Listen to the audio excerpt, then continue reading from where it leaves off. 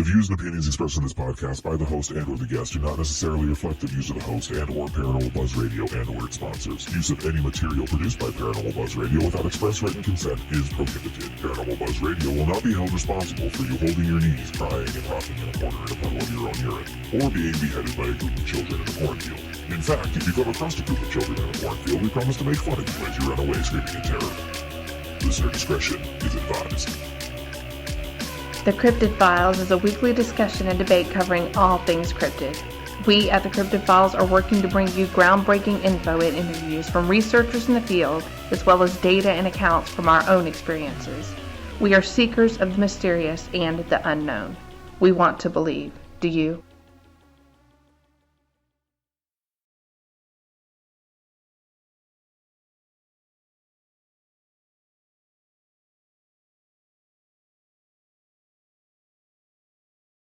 Everybody tonight. Let's try that again. I'm John, and this is Cindy. Welcome to the Cryptid Files, guys. A little technical issue there, but it wouldn't be me if it didn't happen. Got to turn the microphone on before we started talking. But anyways. So, how's everybody enjoying their wonderful time at home on this Saturday night? It's the first Saturday in April. We've made it to spring, guys. It's here. Definitely. Which is great for people who are avid cryptid investigators, because that is a great time to be out looking for monsters and legendary beasts. So that's what we're going to talk about tonight, by the way. So why don't we give you some introduction on us. I am from Massachusetts originally, moved down to the northern part of Georgia. Love it here, by the way.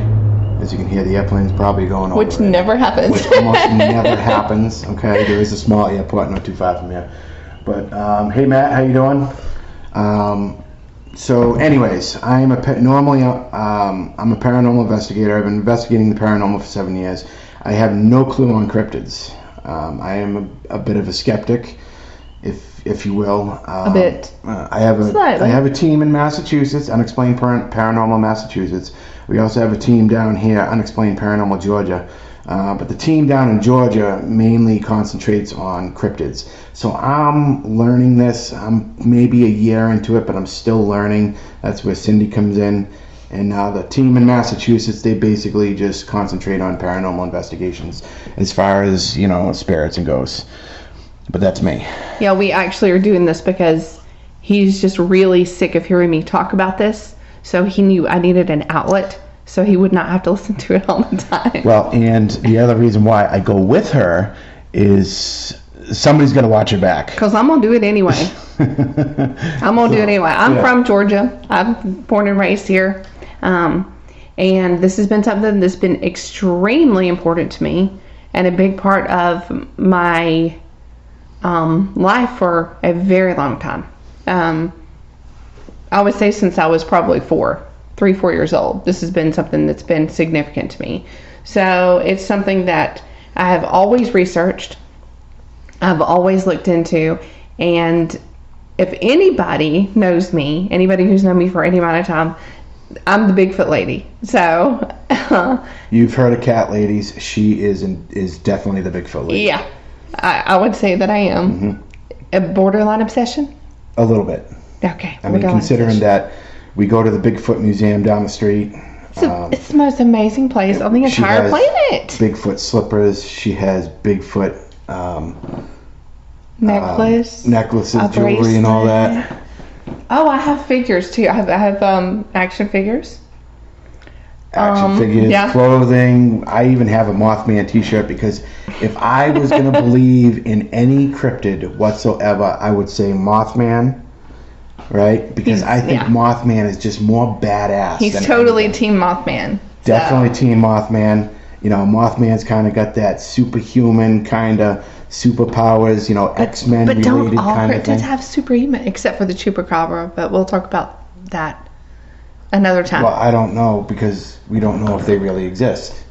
And if they did exist, I would assume that they do have some sort of superhuman, if you will, abilities. Like I suppose any superhuman agility. ability, super cryptid ability. Well, whatever. Yes. Whatever. So. Making up more stuff as we go. Anyway, so let's start moving forward because we could babble on like this all night. So what do we got? What are we going to start with? Just to kind of bring people into the world of cryptozoology and cryptids, and it's basically, I think you probably do if you're tuning in, know, but if you don't know what a cryptid is, it's a mythological being that has been seen, or there have been experiences with these things, but it cannot be proven that they are real. So an example would be Bigfoot, Dogman, Yeti, Mothman, Chupacabra, Wampus, even though we consider them elementals. What? Even though we consider them elementals, we can also say... But is it an elemental, though? Wait a minute. I'm trying to think. What's the little guy we were just talking about the other day? Pukwudgie. There you go, Pukwudgies. He's so cute. I love Pukwudgie. Those are more elemental, but I guess in a way, you could consider them cryptids. But do you know that there are other cryptids that are very much like a Pukwudgie all over the world?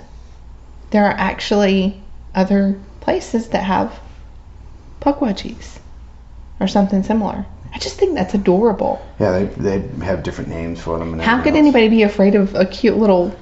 Well, I mean, if you go back and you listen to the story, they used to eat the kids, so I could see why. Well, okay, yeah. I mean, just don't let them eat the kids. Hey, Allison, just want to give a shout out. Hello, guys. How are you? We got Matt and Allison so far in chat. Awesome. Hi, Matt. Hi, Allison. I hope you guys enjoy talking about cryptids. If you guys have any comments to make or any questions, or if you have a story of your own, we would love to hear it. Matt says Pukwudgies rule. They do! I'm telling you, I think they're adorable. Okay, so guys who are in chat, what would be your favorite cryptid to date? If you know anything about cryptids, assuming that you do, but if you don't... If you don't, that's okay, because if you stick around long enough, you'll know probably more than you want to. Right, so like I said, you have Bigfoot, Mothman, Dogman, which Dogman and Bigfoot are kind of like arch enemies. Like G.I. Joe. Some people say, like G.I. Joe and Cobra. Yeah. Destro. Yeah, we're so right. You even have the Jersey Devil. You have the Loch Ness, Bessie, Rougarou, which is still a dog man, believe it or not. It's just the Honey Island Swamp Monster, the Mogollon Monster, Skunk Apes. All the same gosh, we could go on for days about all this. They're everywhere. So why don't we start stepping into some of these cryptids? Why don't we start? In my opinion, I think we should start with the hide-and-seek champion of the world. And I mean, the hide-and-seek champion of the world is Bigfoot. Is the one we should definitely start with. I agree. Bigfoot is come on, we can't dispute this. We cannot. So, and you know me, if there's anything I'd love to talk about. So, there's actually kind of a couple different versions. I say versions because there is, depending on where it is in the world. They're built differently, the size to the hair, the color, the eyes. Everything's a little bit different about them. Sometimes the smells that come along with Bigfoot, like a very foul, almost like rotting meat smell, I guess. Or, I feel like we're talking about demons here, but we're not. But this is all true. Yeah. This is definitely... Bigfoot, from what we found out for some of the research, from some of the things that you've told me, can get anywhere from, on an average, between 7 to 15 feet tall, roughly. Yes. And weigh somewhere around 1,500 pounds. And you got to take into account, too, that, not all Bigfoots are adult Bigfoots. This is true. You have... And by the way, would you say Bigfoot as in Bigfoot encompassing all of the Bigfoot, or Bigfoots plural? Well, I mean, if you're going to talk about Native Americans, how do you Wampanoag? So Wampanoag Indians are in the north, they're from Massachusetts, that area. They're Wampanoag. Yeah, but what did they call the Sasquatch? I don't know. But would they say, I would say Sasquatch or Bigfoot. Sasquatches? No. For more than one? No. There are a group of Sasquatch I'm there? referring to the Wampanoag Indians. There are many Sasquatches. I'm referring to the Wampanoag Yes. Indians as far as what is by saying Wampanoag. Wampanoag Indians. I get what you're saying. Talking about, so I would say Bigfoot as a whole. Bigfoot. Okay, Bigfoot. so because see, when Not I'm big talking feet. about them plurals, I say Bigfoots. Bigfoots. Yeah. Then why did you say big feet? Well, because it's Big not feet be plural. because if you're saying goats, it's goats, and you're not saying just because he has a big foot and they call him Bigfoot, it turns into a noun, Bigfoot. So more than one Bigfoot would be Bigfoots. Okay, I mean that's just my take on it. All right. Okay, so I mean, what do we know about the big guy? Well, You know, he's all over the world. absolutely all over the world. What was it? And I'll quote him. David Bacara, who is the owner of Expedition Bigfoot down in Cherry Log, Georgia. Absolutely. Great guy. Most wonderful place on earth, guys. If you can ever get down here, you have to visit this You place. have to visit this place, okay? I'm still a skeptic about it, but there is so much information in there. They actually have a working lab. They actually have scat from Bigfoot. Now, It's a cast. With scat, well, yeah, all right, it's a cast scat of Bigfoot's poop. 3 feet long. Scat meaning poop, okay? It's 3 feet long, okay? It's kind of comical to look at, but... See, I feel like it's such a serious thing. Yeah. I really do. Yeah. There's a lot in this. Is the museum. The museum is amazing, and I think that the people who run it, David and Melinda Bacara, have done such a wonderful job bringing information and that just everything that's been compiled from all these different people over all this time and these different stories, and they've brought it in and made it very palatable. They've made it easy to understand and very informative. It's not campy, it's not cheesy, it's not a bunch of casts hanging on a wall. It's really, really good information, and it's interactive. So I think they've done a really great job as they've expanded on it, and they're just wonderful people. They're very down to earth and willing to listen, and that's what's so great. It's just a great thing, and I think it's one of the best things that's come along in the cryptid field in quite a while. It's cool. So if you guys can ever check it out, do. And if you can't, check it out online. I don't think you'll be disappointed. I'm not. See, I just love it. So what I was getting at though with the Bigfoot Museum and David Bacara, because I have a hard time swallowing this pill. He says, or they, okay, not pointing the finger at David, because David is a very knowledgeable person and he rocks. Very nice dude. But he goes on to say that Bigfoot are not rare. Now, I have a hard time swallowing that pill because if they're not rare, then how come we don't see them more? But we do. And see, this is where the skeptic and the believer come into play. You have to look at the facts. You have to look at statistically the amount of sightings that have happened and that do happen. I mean, let's just take the United States and just leave everything else out. If you pull up a list of sightings, even recent sightings, it's very abundant.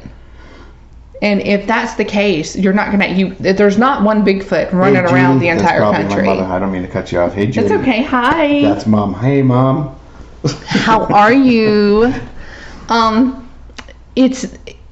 To me, there's no way you can have all these sightings, numerous sightings, and they be rare.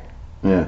How can that just can't be? Well, I guess what I'm saying by rare is there are probably more sightings out there than more sightings than David has on his map. Oh, absolutely. More sightings than we even could probably wave a finger at. But what I mean by rare is, okay, I'm an avid hunter. I like to spend time in the woods. I see animals all the time. To me, when I see it, that's not rare. Okay. I see it. I see it with my own eyes. My brain is processing that there is a creature or an animal in front of me. Okay? Now, we talk about Bigfoot. Let's talk about Bigfoot. I don't see him or her or them. Well, I think that I only hear stories about them. So, but there are several things that come into play with that as well. Right, but what I'm saying is I only hear stories and I never see the actual facts or evidence. Just like hunting dogs, ghosts is the same thing. I don't believe that there's any ghost out there. There's not one piece of equipment out there that is proven to capture spirits or ghosts. Right. But why can't we see these things? If they're supposedly there, why don't we see them more? Okay, well, there are many things that you could say to answer that. All right, I mean, it's okay. Since you've lived here, which has not been that long, have you seen a bear? No, and I'm actually kind of bummed. I have not seen a bear, and I've lived in Georgia my whole life, and I've never seen a bear in the wild. But we know they're out there, and we know they're plentiful. But I haven't seen one. Considering there is a bear crossing sign. Exactly. And there are very large, bears are big. Yep. But I haven't seen one yet. Yep. Because they know to stay away from people. Yeah. They have the good sense to do that. If we're talking about an animal that is likely much more intelligent than a bear. Yeah, so let's talk about Bigfoot and his intelligence levels and all this. Okay. Let's actually talk about him for a minute. Let's make his ears ring. What do we know about him? Well, we know we've talked about size. Yeah, we talked about We've size. spoken about the fact that you don't see them very often. Right. So what we do know is that they do avoid humans, I think, as much as they possibly can. I think just about every animal wants to avoid us crazy people right now. Well, I mean, wouldn't you? Yeah. Especially if you were much more intelligent. I'm trying to avoid humans right? now. Yeah, he's What's up, Christopher? the quarantine champion of the world. But also, they're very comfortable in their environment, which is out there. And we've spoken about this before. Just because we don't see them doesn't mean they're not there. Okay, I mean, I'll agree to disagree. But yeah, I see what your point is. But seriously, you know how easy it is to disappear out there in the brush? I can do it with camouflage. Exactly. Yeah. If it's that easy for you, then how easy is it going to be for something that lives out there to do? Listen, Sasquatch has got a built-in ghillie suit. Absolutely. He'd disappear right in front of you. Just you just duck down and he's gone. Think about the fact that they're so furry. It causes the line of their profile to blur. Their silhouette is blurred automatically. Yeah. And you know as well as I do when you get out there, especially behind the rhododendron, all that stuff, you can stand right there. You can be 10 feet away and not be seen. Look, we can go out there with normal clothes and disappear. Absolutely. All right. So we talked about his size, his get-up. You know, this dude doesn't run around in a pair of boxer shorts. He runs out there totally naked with fur. His eyes. Let's talk about his eyes, because I guess his eyes have some real good qualities to them. To be able to do things at night, maybe. Yeah. Okay. Well, first of all, most people who do have sightings that are close enough to see the eyes say that their eyes are very dark. That would lead you to believe that it can filter a lot of light in, which means they can see in the dark. Yeah, which means they are very much able to see in the dark. Yeah. Also, people have seen their eyes glow. A yellow, a red. And we talked about this. And it is possible, because there are animals who do it now that we know about, that we have scientifically studied. It is very possible for them to emit their own light because they draw the light in. Because what animal can do it? Cat. A cat can do it. Yep. A cat, and it doesn't happen very often. Nope. But cats do have the ability, and there are other animals I'll have to go over and look because I have a list, but it can happen. There are animals that can do this. So if it's an animal who's this is what it does. Right. And it lives deep in the woods, and this is how, not only how it survives, but how it thrives, then it's very, very possible that it can emit its own light, almost like a flashlight. Right. It's from, I guess it would be easier to explain that that's exactly almost what it's like. It's not just, okay, their eyes glow. They actually emit beams as if it were a flashlight. So. Right, well, here's the thing. I'm a techie. I know my equipment.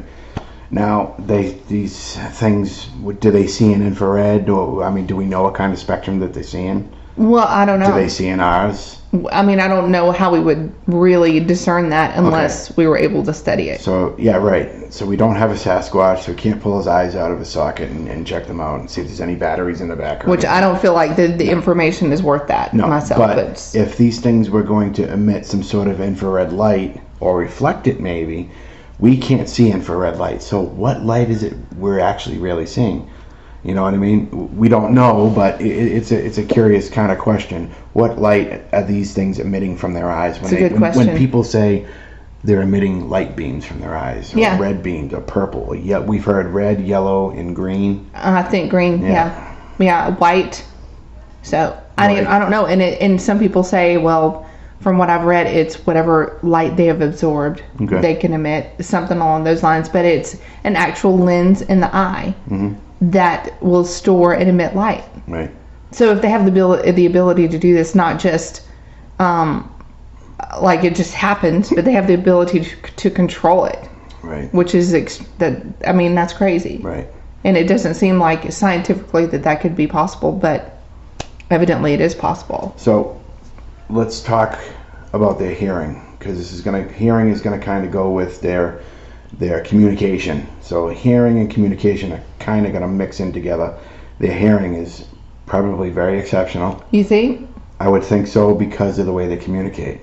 And what I mean by that is, what did we say? Is it 8 times higher than the normal human hearing? Yeah, so you're right. They can emit sounds or create sounds 8 times higher than a human ear can hear. Which is falling into infrasound. Yeah, which is roughly, and you can correct me if I'm wrong, people out there, but the normal hearing, I believe, is from 2 hertz Hi, Christopher. to 22,000 hertz, or something to that effect. I may not have it correct, but it's something like that. And we can't hear below and we can't hear above it. So imagine an animal, and there are animals out there, turkeys, elephants, tigers that can emit infrasound. They actually use infrasound to hunt and to communicate. Bigfoot will use infrasound, so that goes back to his hearing. His hearing must be exceptional in order to hear that infrasound. You're right. You're so absolutely his hearing right. Must be and very, it very also makes you wonder. So when we're out here, and people, we don't hear anything, we haven't seen anything. What are we not hearing? Like, if we can't hear every sound that they're making, then what are we hearing? What are we not hearing that they're doing? And what if they have the ability to communicate in with sound that we can't even detect? Right. Which is, the more that you look into it, you think, okay, these things are, a large hominid or a relic ape. Some people think this, Neanderthal. People think, different things. You have the different groups of people that believe different things about the origin of Bigfoot, Sasquatch. I've heard Neanderthal just recently too. They're going back to that whole theory about their Neanderthals. I really don't think so, because this creature is way more intelligent. I think that the intelligence, it's well surpasses anything like that. Strength and their ability to survive, blah blah blah blah blah. Even though I'm not sounding like a skeptic right now, but this is everything that I've researched and everything I've listened to Cindy tell me about them. But with the ability that they have, with the things that they can do, that's even more than we can do.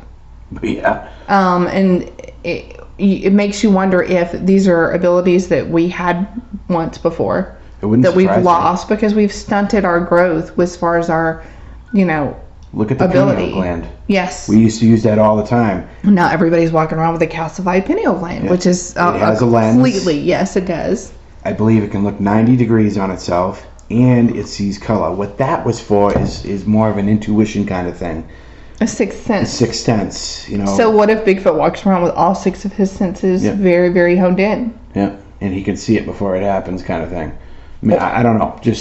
There are many, a vast amount of accounts of encounters that people have had, or sightings with Sasquatches, where people believe that they can hear them speaking to them through their mind, through telepathy. So the Sasquatch is actually using their third eye, or using some sort of telepathy to communicate with human beings. And I've heard that on many occasions, that they are able to give us messages or tell us basically, you better turn around and get out of here. Yeah. So let's go back to their vocal cords now. We know that they can emit infrasound. Right. To communicate. Right. What about defense or offense? Wouldn't you think that would come into play? Yeah, I think so, because military has worked with some sort of NASA. infrasound. Yeah, NASA actually did work with infrasound. Yeah, military in a laboratory. Yeah, that's why I was just looking at chat and it squirreled me for a second.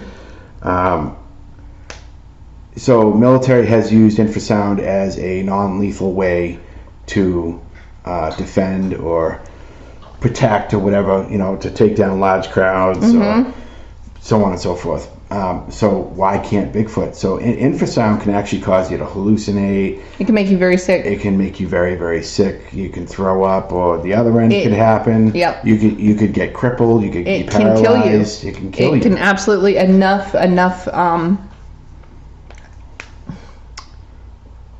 I don't know how they measure this. Is it in hertz? It would be hertz, kilohertz. Kilohertz is more. Enough of a hit, a blast with it could kill you. And yet they did do. Okay, Judy, we'll talk about that. We'll do that really quickly. Is there evidence? See, evidence is speculative. It really is. It depends on who you ask whether it's evidence or not. I believe there is very profound evidence to support the existence of a Sasquatch. Of course, there are many, the classic evidence, which are the footprints. There have been videos. There's also a man named Ron Moorhead, and we'll get into that later, who actually recorded what's called the Sierra Sounds back in 1972, between 1972 and 1978. He recorded these, and they are supposed Sasquatch vocalizations and, different things, knocking and all this other stuff. But I think that is a very good indicator of an existence of these beings, whatever they're called, whatever you want to call them, simply because this information has been analyzed by so many different professional people, government type people, in different colleges, professors, things like that. Sound experts have analyzed this and have not been able to pinpoint what this would have come from. So between the immense amount of sightings and the hair samples that come back unknown, primate, blood samples that do as well, that we can't pinpoint because we have nothing to compare this to. There is a wide range of things that have come up, but it cannot be solidified because, again, the only way you're going to have proof positive for the entire world is to have a body and to have it analyzed, which I just can't reconcile myself with that. I don't think that's a good idea for many reasons, but I believe that there isn't enough evidence to support proof, whether a person wants to buy into it or not, and whether or not you feel like, how much evidence is enough evidence? It depends. It varies from person to person. Some people believe you need to go out and kill them. Some people believe that you need to. I don't believe that. I don't feel like that is necessary for us to, to believe that these things are real. And again, it's a person to person thing. It's you can choose to believe it or not to believe it. But if you do the research and you study, you can see that there's really no reason not to believe, in my opinion. But there's a good amount of evidence. And again, like I said, the sightings themselves, we might not believe in them. Of course, we haven't seen one. But if you ask these people who have encountered one, I promise you, they're going to tell you these things are real. And they believe. So maybe it takes having an experience for a person to believe. I don't know. It's different for different people. But going back to the infrasound, there are a group of gentlemen who do a lot in the Bigfoot community, and they've been researching, and as a whole they have been digging into this and researching cryptids and Bigfoot for a long time. And one of them used to work for NASA and actually worked on infrasound. I've read a lot of articles and seen some witness encounters where people have been hit with something that would be equated to infrasound, and it did make them very sick. Some people hallucinated. Some people go walking off into the abyss. It makes them do a wide range of really strange things So if these things can use infrasound to, I don't know, stun a deer, let's say, it'd be that much easier to catch. Or use infrasound to scare someone out of an area. Maybe use infrasound to lure them in. Who knows? But I don't think it's out of the realm of possibility to think that if they have that ability, they wouldn't use it for that sort of thing. Right. I mean, wouldn't you?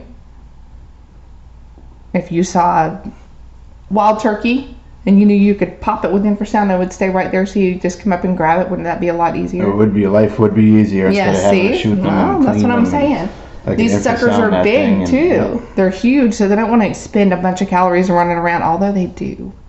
Yeah, they do expend a lot of calories. But I mean, I don't think that they do it often, you know? Right. Otherwise, we'd hear just Bigfoots running through the woods all the time. See, you said Bigfoots. I did. See, I told you. Because the Bigfoots, not the big feet. I hope everybody's having a good night. Hello, Christopher. Oh, yeah, please, if you have any questions so or just far, want to say something. What do you want to talk throw about? them out there, because towards the end of the show, we're going to get into a few more things that we're going to do for the show. It's going to be a blast. I know this is something that not everybody talks about, but we really want to have a lot of fun with this. I love being skeptical about it.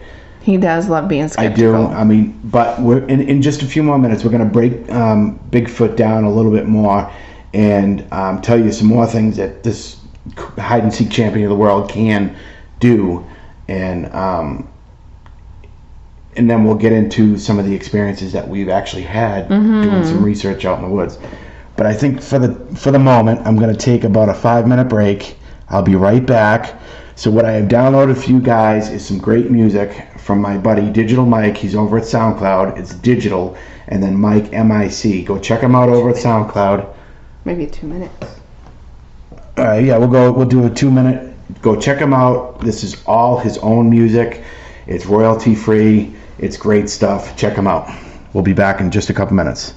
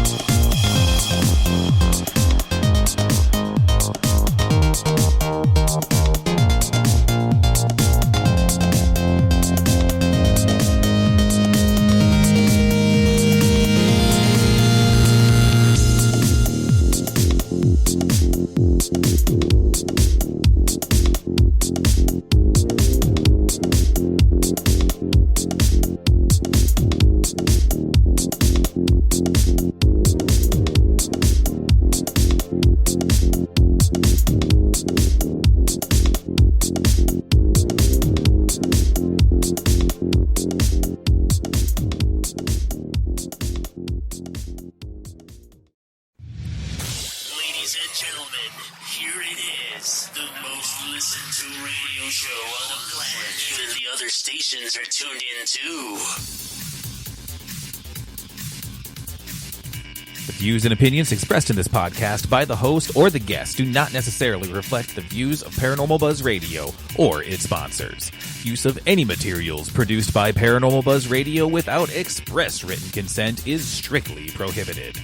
For information on everything Paranormal Buzz Radio has to offer, visit our website, paranormalbuzzradio.com. Like us on Facebook, follow us on Twitter and Instagram. Listener discretion is advised.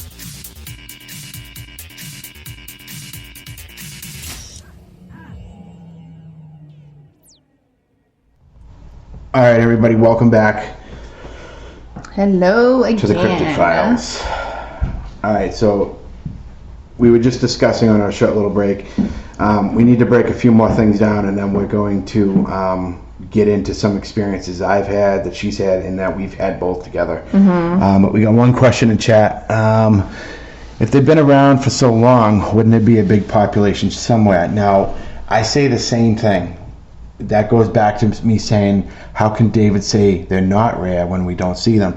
Evidently, there is this humongous population all over the world. They're just really good at playing hide and go seek. But you think about it this way. Where are we usually at? Home. Right. Okay, we're usually, how much of the population, and we've been through this before, how much of the population as a whole is out in the woods on a regular basis? Unless it's, spring hunts or fall hunts, probably maybe, 4 or 5 times, 6, maybe 10 times in a year, maybe. Yeah, people just aren't in the woods a lot. We're in the woods a lot. Yeah, but most of the population is not, especially very deep in the woods. If these things are deep in the woods, and that's where they live, then a lot of people aren't going to see them. Most of the population has no chance of ever having an encounter with a Bigfoot. Right.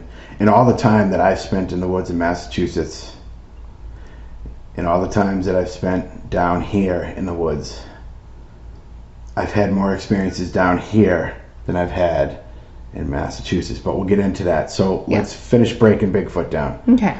So a unique trait of Bigfoot is he has dermal ridges. Yes. And a mid-tarsal break. A mid-tarsal break. That's what they, a lot of cryptozoologists, even biologists, believe, who have studied this. He does have dermal ridges, which are just like we do. On your fingers. On our fingers, but he has them on his, of course, we do too, but he has them on his feet. They're more defined on his feet. And a mid-tarsal break, which is like almost like a hinge joint in the middle of the foot. So take your hand and open it, and then wave bye-bye with your fingers. Okay, that's what Bigfoot's foot can do. Yes, yeah. It's like having independent suspension in your Jeep. Yeah, it is. So that in itself would make you more agile. That in itself would give you climbing, running, the ability to do all those things. Swim. Yeah. And which would also, if you think about it, that's what enables him to run quadrupedally and bipedally so quickly, just to go from one to the other very smoothly. So yes, Bigfoot can walk upright, mainly walks upright. To go into stealth mode, I would say he would walk on all fours to stay low, to keep if he's in an open area, he can stay low in the grass and nobody can see him, so he can walk on all fours, just like a dog. Or run on all fours. Imagine something that big running at you at that speed on all fours. Yeah. Because of the fact that it's astounding that he is, as big as these things are, they are as agile and as fast as they are. That just defies logic. There are some accounts with Bigfoot, and people have been driving their cars at roughly 50 to 60 miles an hour, and Bigfoot's just hanging out, running right next to them like it's nothing. Not even breaking a sweat. No. And another wonderful thing that a Sasquatch has been seen doing, which to me, this freaks me out. I'm sorry. But they are masters of their environment. They utilize everything around them to be stealthy and to not be seen. I think whether it be up in a tree or down on the ground, but they do something that's called a spider crawl. And this is essentially how they're belly crawling, almost like a spider. With their arms out right? Yeah. And their legs out, but walking like which a would spider. enable them. It's kind of like It would keep them more stable. Yeah, which again, the mid-tarsal brake would come into play there because it would make it a lot easier to spider crawl. Matt says I would drop a load in my pants. Wouldn't you though? I'm saying people have seen this. Imagine you're hanging out at your cabin that you've rented for the weekend. You're having a good time. It's dark. You're having a cup of coffee or a beer or whatever on the porch swing, and you look up, on the little ridge that's beside the cabin, and down in the bushes you see something, and it kind of comes into the light, and you see this big, huge, hairy, 900-pound, 7-foot hairy thing spider crawling towards you. And that's probably just a female, by the way. Probably, because they are. I mean, they've a lot of people have seen these things upwards of 9-10 feet. Mm-hmm. And there have even been videos of some that are they're massive. There's been encounters with these things of just taking modular homes, a single wide trailer off their foundation. Off the foundation. Mm-hmm. Like just basically picking it up. And these things are very strong. They're very intelligent. They can create infrasound. They can see in the night. They can run on all fours, walk on all fours just as well as they can bipedally. Mid-tarsal brakes on their feet, dermal ridges on their feet. They have hands like regular human hands. Mm-hmm. And the cool thing about their feet, what I just learned, and I actually thought it was kind of cool, our feet, our toes are straight. Mm-hmm. And the pinky's slightly turned in towards the rest of the toes. Right. Now, Bigfoot's pinky toe is splayed out to the right. It is. You want to know why? That's because he doesn't wear shoes. Right. We actually have deformed our feet Wearing shoes. Yep. So how much else have we stunted? Right. In ourselves? Yeah. I mean, eating the food and drinking the stuff. Spider monkey. Yes. So eating the food and everything else that we have eaten. Just imagine all the abilities that we used to have that we've calcified or stunted because we've done it. Yeah, it kind of makes you want to go back to the way it used to be. Mm-hmm. But I think that's a big reason why the Native American people who are indigenous to these areas, who really lived with nature, were so open about these other beings, and they lived alongside them. Mm-hmm. Maybe not right with them, right? But they did live with them. They lived in the same environment. There are stories of the hairy man, or Nununui, the stone giant. The Native American tribes all across the U.S. all have names for this thing.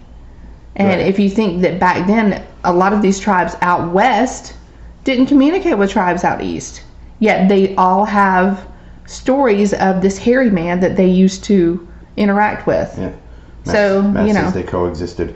Yeah, they absolutely. These Bigfoot go way back, even further than Native Americans. Yes. They go back basically to what? Heck, even the Mayans have accounts of these hairy things. And it goes even back further than that. You can speculate, and a lot of people have different beliefs, but some people believe that,